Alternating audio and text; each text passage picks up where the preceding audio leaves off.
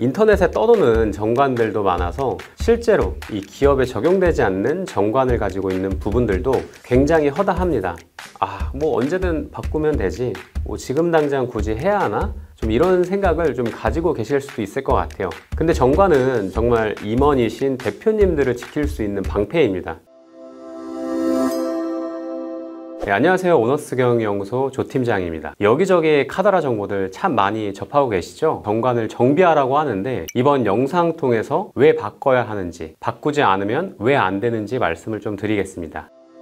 먼저 정관은 개인 사업자 대표님들에게는 해당되진 않지만 이 법인 대표님들에게 무조건 필요한 게 이 정관입니다. 정관이라고 하면은 우리 회사에서 정해놓은 관행 이렇게 생각하시면 되는데요. 그래서 이 정관을 보면 상호명, 자본금, 주소지 등을 좀 확인할 수가 있습니다. 이 주식의 형태는 어떻게 돼 있는지, 그리고 거기에 대한 어떤 여러 가지 규정들, 그리고 금전적인 부분들, 이런 것들을 좀 포함해서 세적인 부분들을 어떻게 할 수 있는지 없는지 적혀져 있다고 보시면 됩니다. 근데 이 정관에 이것을 표시해놨냐 안 해놨냐, 이 차이만으로도 이 폭탄과 같은 좀 세금 손해를 좀 볼 수 있습니다. 그러면 이 정관 중에서 어떤 부분을 잘 기재해야 되는가? 편하게 말씀드리면 이 대표님들이 만약에 사업체를 운영하실 때 임원이기도 하지만 사실은 주주인 오너이기도 한 경우가 많거든요. 그러니까 주주이면서 그리고 임원인 경우가 많다는 건데, 사실 이렇게 두 모습이 병행하는 경우가 대부분의 법인입니다. 그렇다는 거는 결국에는 내가 가져갈 수 있는 부분들에 대해서 정해놨냐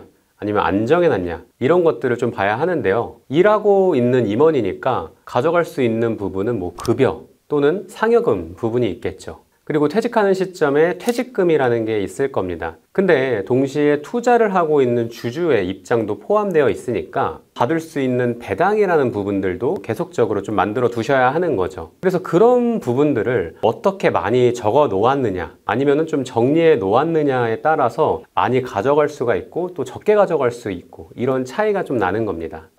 임원은 직원들과 받는 급여 체계가 다릅니다. 이 직원들이 받는 급여를 임금이라는 표현을 하는데요. 그러니까 임금이라고 하면 정해진 노동에 대한 대가를 이만큼 주기로 하면 줘야 합니다. 200만 원 주겠습니다 라는 근로계약을 쓰면은 아무리 힘들어져도 200만 원을 지급해야 되죠. 반대로 임원분들이 받는 급여 같은 경우에는 임금이라는 표현 대신에 보수라고 좀 표현을 하고 있어요. 보수라고 한다면 경영 성과에 대한 보상이라고 좀 나와 있는데요. 무슨 뜻이냐면 경영의 성과로 인해서 많은 수익을 창출했다라고 하면 더 가져가셔도 됩니다. 만약에 회사 운영이 힘들고 성과가 잘 안 났다라고 한다면 못 가져가실 수도 있는 거예요.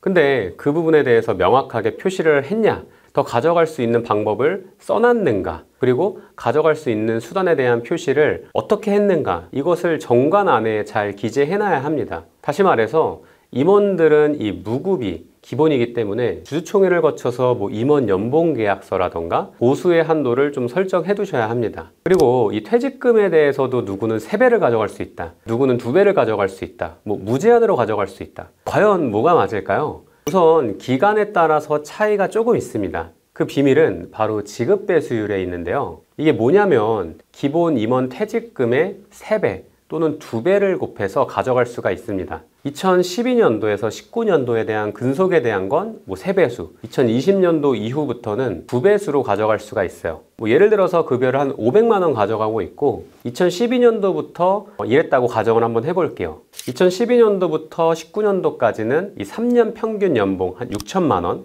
나누기 10, 그리고 곱하기 근속연수 8년 곱하기 3배 해서 1억 4천만 원이 되고요. 20년도부터는 25년도 12월 31일에 퇴직했다라는 가정하에 3년 평균 연봉 6천만 원에 나누기 10, 그리고 근속연수 곱하기 5, 그리고 곱하기 2배를 해서 6천만 원이 됩니다. 그래서 급여를 500만 원으로 한 13년 정도 근속했다라는 가정하에 2억 400만 원 정도의 한도라 보시면 됩니다. 만약에 퇴직금 지급 규정 어떤 별첨을 갖고 있지 않다면 7,800만 원밖에 못 가져가는데 무려 1억 2,600만 원이라는 차이가 나는 거죠. 그래서 임원 퇴직금 지급 규정 내에는 이 퇴직금 지급 규정상 지급 배수율이 위와 같이 되어져 있는지 꼭 확인해 보시길 바랍니다.